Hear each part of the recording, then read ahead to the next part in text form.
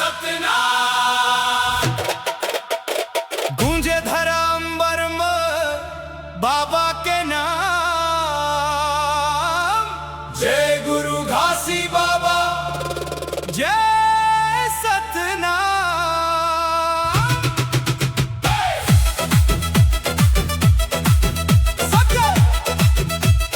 सतनाम के जोत जले रे मन में, बाबा के बात हवे अमर कहानी ये। चैत खामल देख के झुकते दुनिया,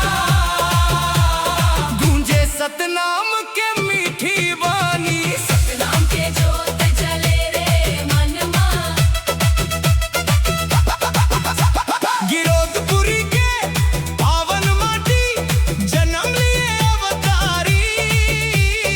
अंधियार में उजाला बिखेरन महिमा है सबसे भारी। सत्य अहिंसा के रास्ता देखाइन, सब लायक बताइन। जात पात के जंजीर तोड़ के नवा दुनिया बसाइन गे।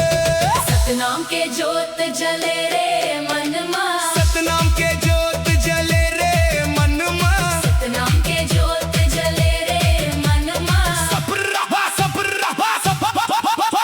सफेद कपड़ा हाथ में झंडा, नाचे पंथी गावे गान। ढोल मंजीरा के सुर गूंजे, जय सतनाम के पहचान।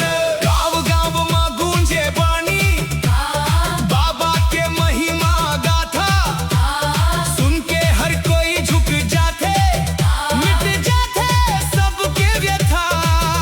माटी के गंध में बसे हवे बाबा के बात निराला। गरीब दुखी के सहारा बन के दिखाइन जीवन के उजियाला। सतनाम के जोत जले रे मन में, सतनाम के जोत जले रे मन में। सतनाम के जोत जले रे मन में। जय जय जय जय जय जय जय जय। जैत खाम खड़ा गगन छुए, सत्य के देखे निशानी। देख देख के हर मन कही थे, ये हवे अमर कहानी। नाचा गाना पंथी धुन माँ, झूमे सगरी दुनिया होर।